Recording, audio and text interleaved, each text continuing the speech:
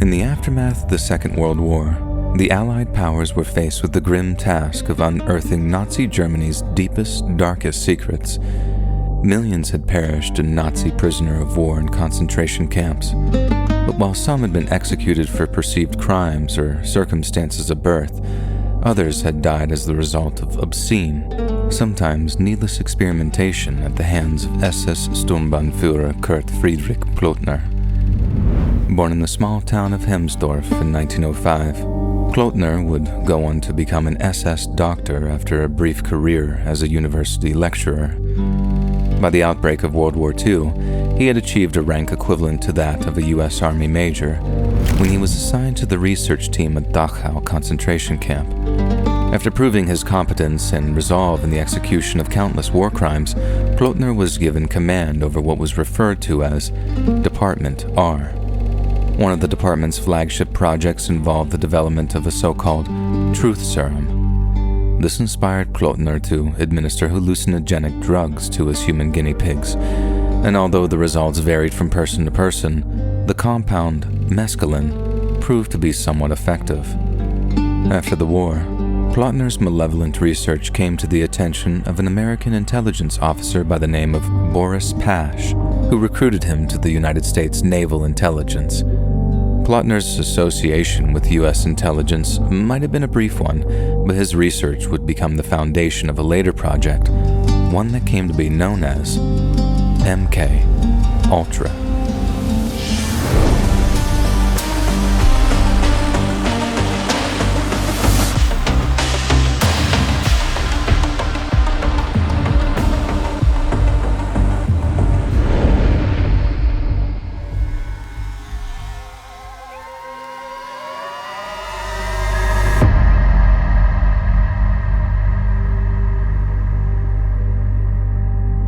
On April 13th of 1953, CIA Director Allen Dulles tasked agency chemist Sidney Gottlieb with developing mind-controlling drugs for use against the Soviets and other communist enemies.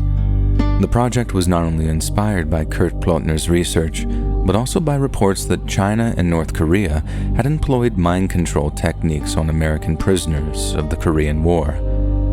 The CIA not only sought out to counter such techniques, but also saw practical applications close to home, such as manipulating foreign leaders or interrogating captured spies. While most of the project's records were destroyed in the early 70s, many of its documents survived, including this one from the year 1955. It gives us an idea of the scope and scale of MKUltra by listing the kinds of chemical compounds the project sought to develop. The CIA sought a drug that would promote what was called illogical thinking in an effort to publicly discredit a target. Yet it also wanted drugs which would counteract those developed by its enemies. For example, MKUltra would ideally produce drugs which would increase mental acuity or counteract the effects of alcohol. Conversely, the project also sought to find drugs which would exacerbate the effects of alcohol or induce a state of hypnotic suggestion. These might be considered the lighter sub-projects of MKUltra, whereas the darker are considerably less savory. MKUltra wished to develop compounds which permanently disabled a subject from the waist down, as well as those which would induce blindness, deafness, and incontinence. Researchers also sought to develop compounds which would have a devastating effect on a person's mental health, as well as compounds so addictive that even the most die-hard communists would betray their motherland in exchange for another hit. But in the end, MKUltra settled on advancing the research of Kurt Plotner using a cutting-edge chemical compound known as LSD-25. John D. Marks, author of 1976's The CIA and the Cult of Intelligence, discovered that as early as 1953, the agency was purchasing LSD manufactured by the Swiss chemical company Sandoz Laboratories. He also discovered that the CIA planned on making mass purchases from a dozen global companies as a way of choking off supply to rival nations. Experimentation officially began in April of 1953, with LSD being secretly administered to federal prisoners and the mentally infirm, or as one former operative phrased it, people who couldn't fight back.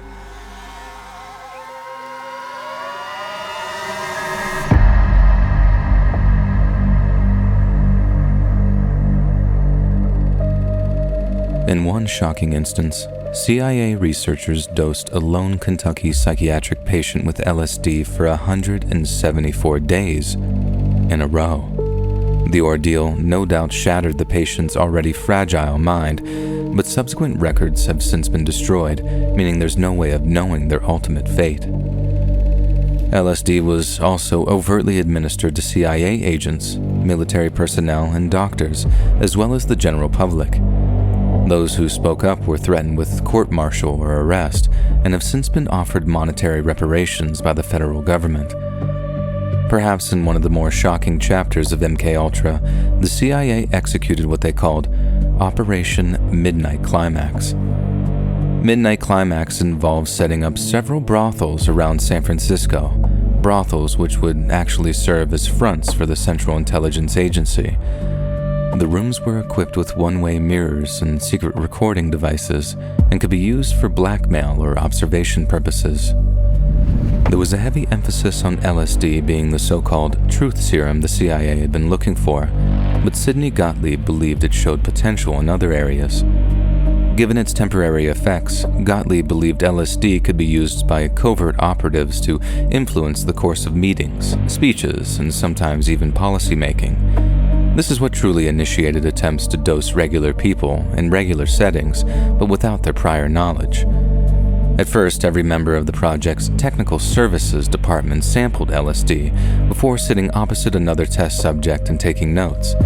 This way, the researchers had personal experiences that would allow for deeper insights later on, and once this phase was completed, more unwitting test subjects were sought out.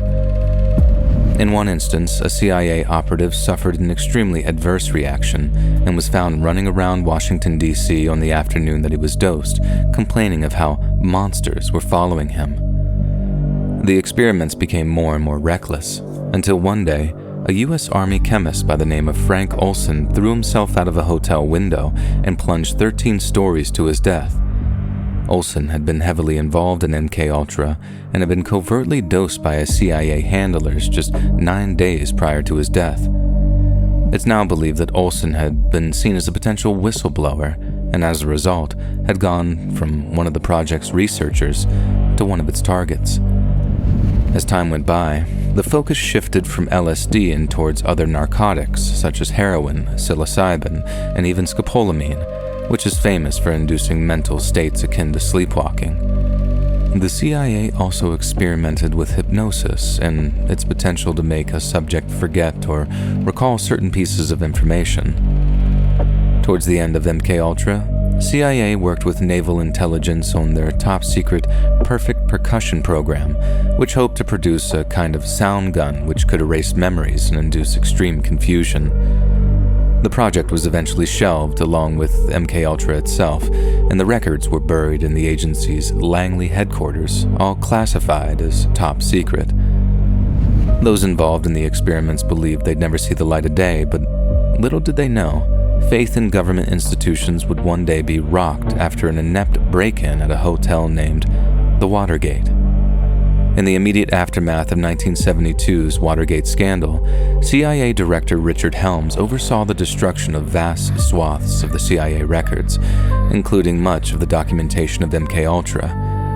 Strangely enough, the only reason records of the project remain at all is that 20,000 of them were incorrectly stored in the CIA's Financial Records Building, which were unearthed following a Freedom of Information request in 1977. But accusations of foul play were being thrown around long before then. The family of the deceased Frank Olson, along with others affected by the experiments, had been highly critical of the CIA, and in late 1974, their efforts drew the attention of journalists from the New York Times. The resulting article was one of the first open accusations against the U.S. intelligence apparatus, and the allegations were so shocking that Congress sought to immediately investigate them. The following summer, the congressional committee charged with investigating the Times' claims revealed they'd come to their conclusions, and those conclusions were nothing short of stunning. The committee stated that it had seen irrefutable proof that the CIA had conducted experiments on both unwitting and cognizant human subjects as part of an extensive program to control human behavior through the use of psychoactive drugs. They also revealed that Frank Olson, whose family were some of the first to raise the alarm, had died following a massive dose of LSD-25. It was a moment of vindication for the Olsons, and despite MKUltra's chief chemist Sidney Gottlieb repeatedly denying any recollection of the project, the truth was laid bare for all to see. It was revealed that a few days before his death, Frank Olson had resigned his position as acting chief of the Fort Detrick Special Operations Division due to a severe moral crisis concerning the nature of his biological weapons research. His chief concerns were said to be experimentation with biological weapons in populated areas, collaboration with former Nazi scientists under Operation Paperclip, and the CIA's reckless experimentation with LSD. When Frank's body was later exhumed, cranial injuries indicated that he had been knocked unconscious before he exited the window, and in 1975, his family received a $750,000 settlement after his death was officially ruled a homicide. Prompted by intense public outrage, President Gerald Ford issued the first executive order which restricted the power of U.S. intelligence agencies. The order was so popular that it was expanded by Ford's Democratic successor, Jimmy Carter, and even further expanded by Republican President Ronald Reagan, a show of bipartisanship that seems unthinkable in today's volatile political climate. Further investigations revealed that the CIA had hoodwinked several universities and research institutes into contributing to MKUltra by engaging with them through a series of shell companies. After reading the report, Ted Kennedy took to the Senate floor. Over 30 universities were involved in a program in which dangerous drugs were tested on unwitting citizens at all social levels, high and low, Native Americans and foreign, he said. The names of many of those citizens have since faded into obscurity, but many went on to earn fame and sometimes infamy by themselves. Some of those who were administered CIA-sourced LSD during MKUltra went on to become some of the leading figures of the counterculture movements of the 1960s. World-renowned poet Allen Ginsberg claims that he first tried LSD in an experiment on Stanford University's campus, in which he was permitted to listen to records of his choice while making notes on the experience. Ginsberg later said that the drug resulted in a slight paranoia that hung on all my acid experiences throughout the mid-1960s until I learned from meditation how to disperse it.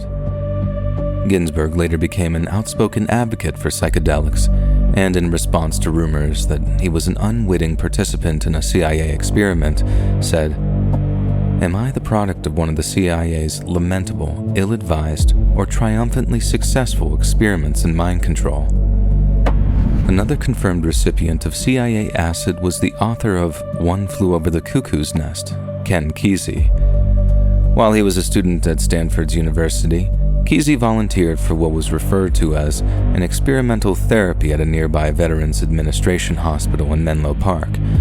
The therapy turned out to involve a dose of LSD, and unbeknownst to Kesey, the entire experiment had been engineered by the Central Intelligence Agency.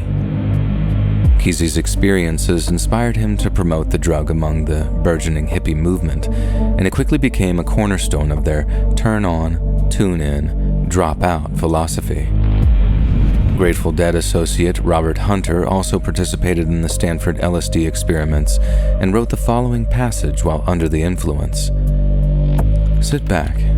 Picture yourself swooping up a shell of purple with foam crests of crystal drops soft nigh they fall into the sea of morning creep very softly mist, and then sort of cascade tinkly bell like must I take you by the hand ever so slowly type, and then conglomerate suddenly into a peal of silver, vibrant, uncomprehendingly bloody, singingly, joyously resounding bells.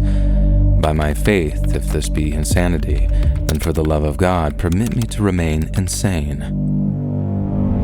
Other unconfirmed participants of MKUltra, some backed up by strong anecdotal evidence, are the likes of Boston gangster Whitey Bulger, Unabomber Ted Kaczynski, Kennedy assassin Sirhan Sirhan, and Charles Manson. The story of Project MKUltra is shocking to say the least, and we can be thankful that such experiments might never be repeated.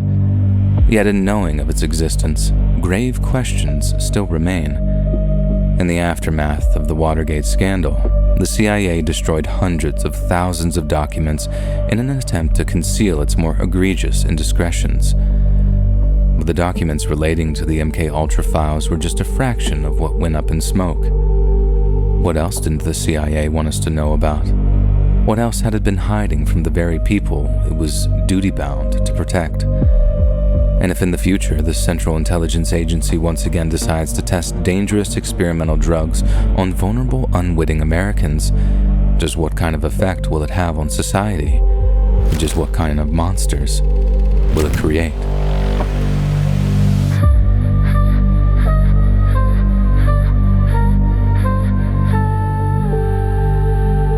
Hey friends, thanks so much for watching.